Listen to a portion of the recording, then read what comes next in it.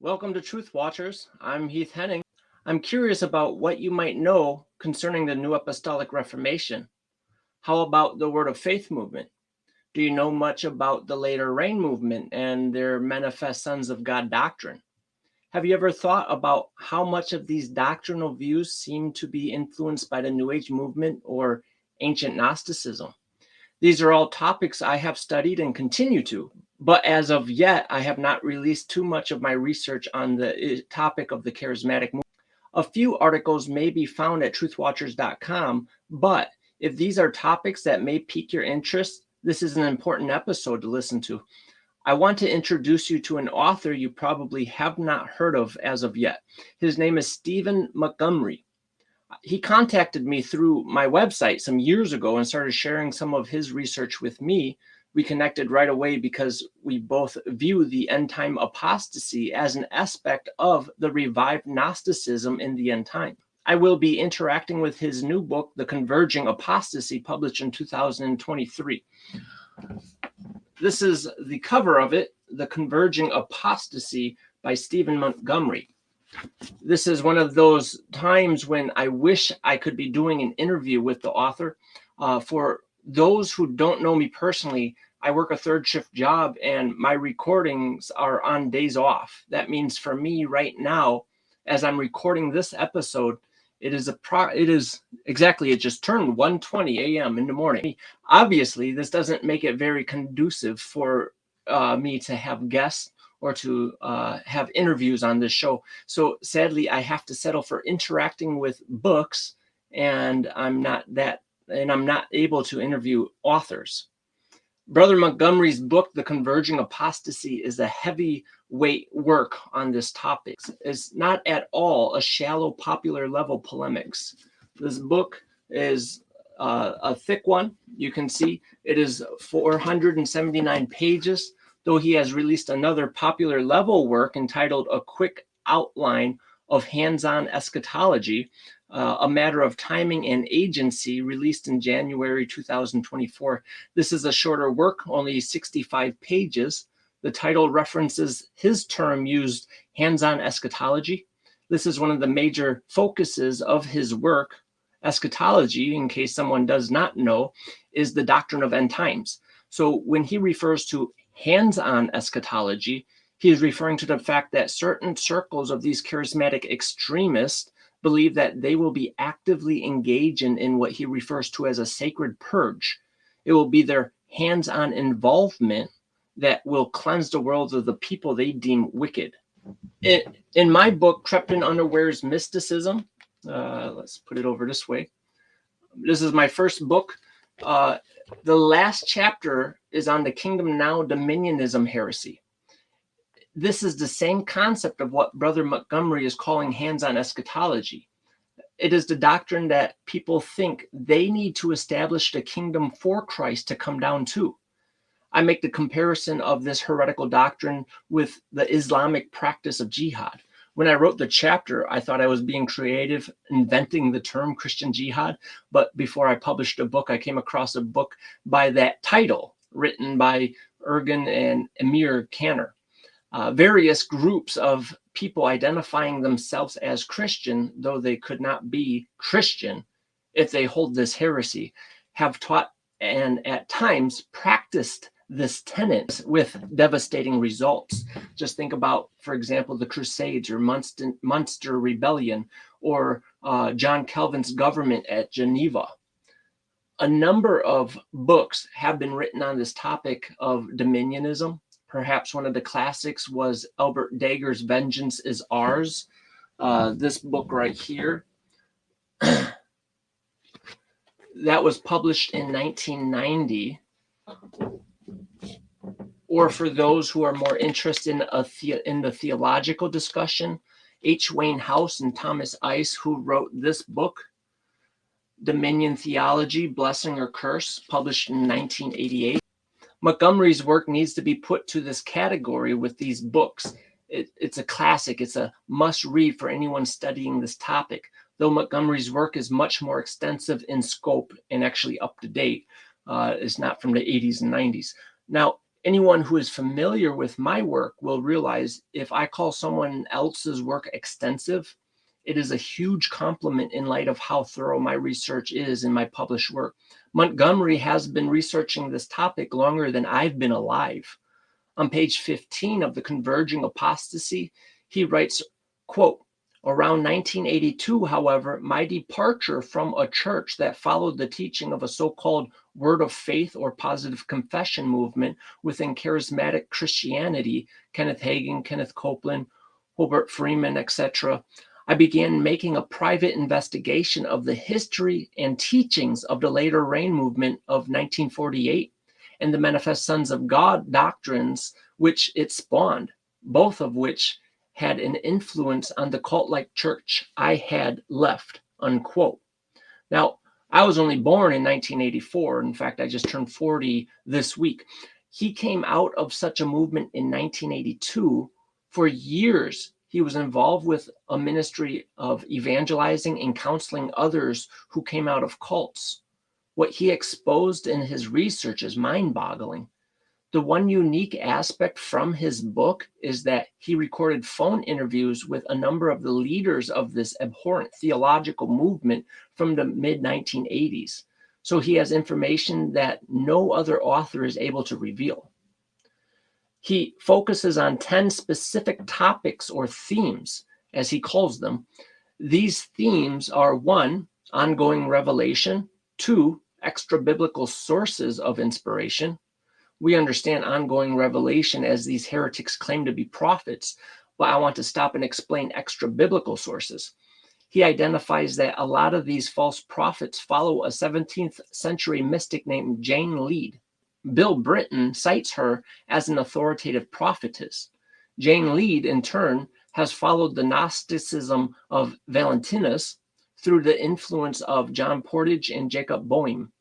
Furthermore, some of the prophets use astrology and others odd sources, including First Enoch or other extra-biblical sources to develop their doctrines.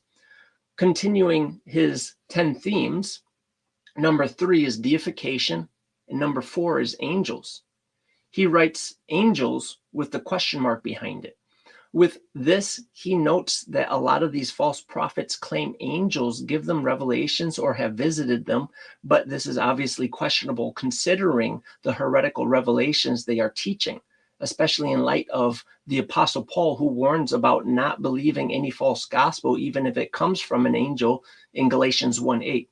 But the issue with angels gets a lot more intriguing in these doctrinal views, as they are intrinsically connected with this hands-on eschatology, which I will be discussing soon. That's one of the major points or things that I found or discovered reading his work. Number 5 of these themes is taking dominion, and number 6, sacred purge. These 2 topics I'm most interested in with his research, as he has uncovered a lot more information on these 2 topics than me. These are, in my mind, by far the most relevant issues to be concerned about. The last few themes are 7, anti-Semitism and racism, 8, the multifaceted goddess, 9, the devil reborn, and 10, sacred sex. These topics may seem odd to those who haven't read his work, but if you just think about the multitude of sex scandals from within the charismatic movement, it will make a lot of sense. Again, my major interest is taking dominion and the sacred purge, as well as how he draws the connection to ancient Gnosticism. This is what I will focus on in this episode. There's so much information from Montgomery's work, I don't even know where to begin with. And the 10 themes are all interrelated, so it is hard to just focus on certain topics. First, I should relate the Gnostic concept of the bridal chamber doctrine. The bridal chamber doctrine is obviously expressing sexual terminology as analogy to what certain Gnostic sects applied to what they viewed as a spiritual reality. Much of the Gnostic cosmology is structured around Adam being created androgynous, that is both male and female, and the fall in Gnosticism was the separation of the 2 genders. Hence, uniting the 2 genders was bringing back the divine origin. The church fathers accused the Gnostics as having actually had sexual rituals in their ceremonies. They probably did physically act out in these ceremonies that were to be depicting union with spiritual world. And of course, those were practices adapted from the pagan culture around them. They had the sacred prostitutes and so on and so forth. Montgomery writes on page 66, quote, on 315.2, that's a reference to Irenaeus, Book 3, Chapter 15, Paragraph 2. On 315.2 of his Against Heresy, Irenaeus, the early church father and apologist of the faith, said that Valentinians described their mystical experience of being joined to an angel as entering the fullness. As has been said before, it is not out of the question to conceptually equate Valentinus' spiritual realm of angels with one, the spiritual hierarchy of the Alice Bailey influenced esoteric world, and two, the great cloud of witnesses as taught by Jane Lead and some of her descendants in the Manifest Sons of God ministries. Strangely, similar to some of the ideas of those influenced by the later Rain movement's teaching on impartation, Valentinians also believed it was possible to receive an angel through the laying on of hands by someone else who had, one, received the gnosis of their divine origin and destiny, and two, was already joined to their angel, unquote. Explaining Jane Lead's mystical theological views and also providing multiple comparisons from modern-day prophets of the New Apostolic Reformation, Montgomery states on page 152, quote, the heavenly cloud is also referred to as the parousia, which those with the hands-on eschatology interpret to mean the coming of the Lord through sons of God who are to descend and ascend on the Son of Man. That is, the body of Christ, which is the fullness of his expression here on earth. This variation of the parousia is a point of common interest with that of the esoteric world. It aligns the manifestation of the sons of God of the Christian world under the influence of Jane Lead and the externalization of the spiritual hierarchy of the esoteric world under the influence of Alice Bailey, unquote. Here, he is explaining that the eschatology being taught is that certain elite super saints will be united with angelic beings. More literally, they will be possessed with these spiritual entities that they channel. And this event is considered deification or glorification. This empowers the elite to be perfected overcomers who will judge the world. This is elaborated further on page 195 with references from the teachings of Royal Cronquist on this same theme. Montgomery relates, quote, the way Cronquist approaches this revelation is stated in Epistle 236, 1995, from 1995, when he says, basically quoting Jane Lead, that, quote, you have kept on asking whereby you might be made perfect, unquote. And the completely bizarre and unchristian answer is plain. We, they tell us, will take up our abode and tabernacle with you. Cronquist's Jesus assures us that only then will we be glorified. To be clear, the our and the we referred to here are the individual members of the great cloud of witnesses who desire to be made perfect by, as Jane Lead says, descending into the bodily vehicles of the elite. So it is the spiritual entities that are actually being glorified or perfected when they take possession of the physical bodies of the elite. The great cloud of witnesses is referring to the angels that are waiting for enough humans to reach a state of perfection or maturity, being implied a level of gnosis, to come and tabernacle in men. This possession is to wage a war against the wicked.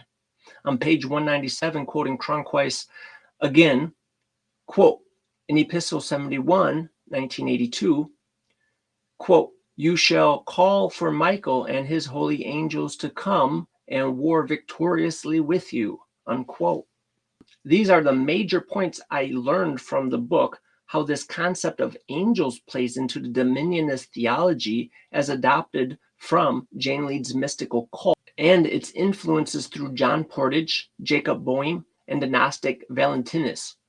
I also went through his bibliography to compose for myself a list of books I need to read for my own studies on the topic. Montgomery's bibliography extends from page 453 to 479. Now, to touch briefly on the theme he calls the sacred purge, I'm chopping up a few paragraphs here to make the next quotation more concise. On page 33 through 34, Montgomery writes, quote, "In the mid-1980s, I decided to make phone calls to a random selection of those in the movement in order to clarify and confirm much of what their Jane Lead-inspired teachings seemed to imply on the theme of taking dominion and the sacred purge. I recorded 20 phone calls that I made to leaders, assistant pastors, and church secretaries from small gatherings to megachurches. I pretended to be a follower of their teachings, asking specifically if the physical, literal removal of the ungodly was to be carried out through the human agency of the manifest sons of God, aka the overcomers of the corporate body of Christ, who are to take dominion politically.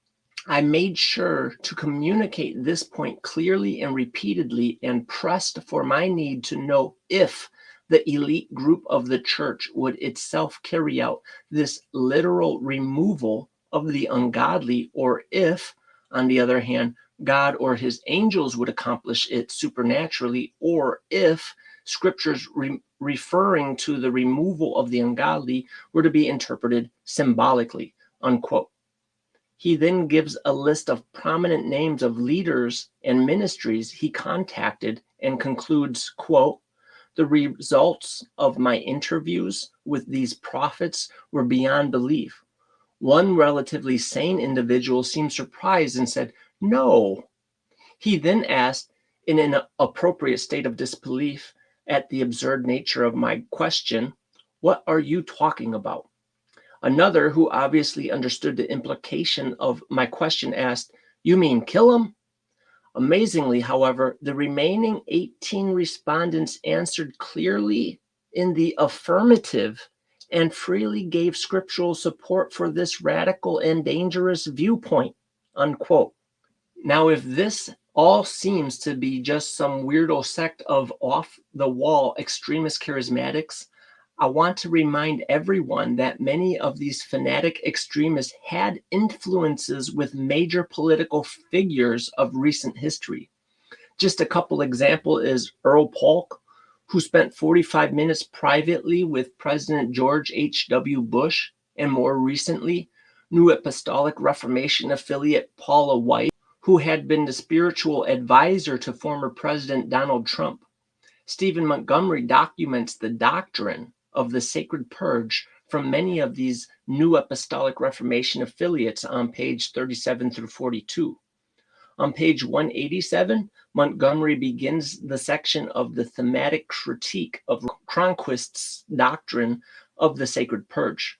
Cronquist wrote a number of quote-unquote epistles using the format of prophecies over the years of his ministry. Referencing a number of these epistles from page 188, Montgomery quotes Cronquist, wherein Epistle 155, the mention of, quote, "a prophecy given in 1679, unquote, by a, quote, scribe prophetess named Jane Lead, unquote, reveals his dependence and influence on the 17th century mystic following Gnostic heresy." From paragraph 2 of his epistle number 25, dated March 3rd, 1982, Cronquist writes, quote, "My called out ones are now being prepared and are almost ready to go forth in my anger," unquote. From paragraph 4 of epistle 171, dated July 19th, 1987, quote, "Many will eventually be killed along with the ungodly," unquote. From paragraph 2 of epistle 206, dated January 22, 1990. Quote, "The present church shall be reduced by 2/3, unquote, and, quote, millions will be killed because of immaturity and ignorance, unquote." The same epistle says in paragraph 16, quote, "The vengeance and wrath of God incarnate, ministering through his corporate man-child brethren bride people," unquote. This reveals the concept of spiritual entities administering this judgment through incarnation, that is to say, possession of bodily vehicles of humans. On page 189, Montgomery quotes Cronquist's epistle number 25 from 1982, which states, quote, "My angel prophets are now being prepared to go forth in my anger, which will begin at the house of God," unquote. So it is not just what we would assume, a sacred purge of the wicked, but the wicked includes what these people perceive as disobedient Christians who don't believe in these false prophets. Montgomery ends this section of Royal Cronquist's sacred purge doctrine on page 190, stating, quote, "If you have read and understood about Alice Bailey's goal for a new age, you will see little that distinguishes it from Cronquist's dark world, other than minor issues of terminology and a degree of transparent acknowledgement of sources of inspiration. In essence, they are true fellow travelers into converging apostasy," unquote. With this expression, Montgomery accurately is connecting this apostasy with the modern New Age movement. This confirms what I have been saying for years, that the revived Gnostic heresy of the end times is a synthesis of apostate Christianity and a neo-pagan New Age movement, just like how the ancient church fathers defined ancient Gnosticism. In the short time I have with this episode, I can barely scratch the surface of this topic. This book, The Converging Apostasy by Stephen Montgomery, is very thorough, very extensive. At times it gets a little redundant and could have been improved by being better organized. However, he purposely treats each different and individual author on purpose, presenting their individual influence on these 10 themes he is critiquing throughout the book, instead of just condensing a bunch of quotes from a bunch of different personalities on each theme. I will probably discuss Montgomery's work again in the future because it is too much to tackle in one episode.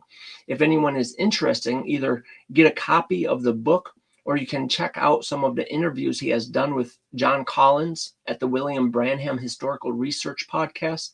Skim the titles of podcast episodes for the term converging apostasy to find Montgomery's interviews, though John Collins has a lot of information on this line of research, which is well worth checking out also. This is Heath Henning. Thank you for tuning in to Truth Watchers podcast. Remember to hit the follow button and share it with a friend. For more fascinating facts, check us out at truthwatchers.com, because sound apologetics and exegesis of scriptures is important for all of God's children, as it is indicated in 3 John verse 4. I have no greater joy than to hear that my children walk in truth.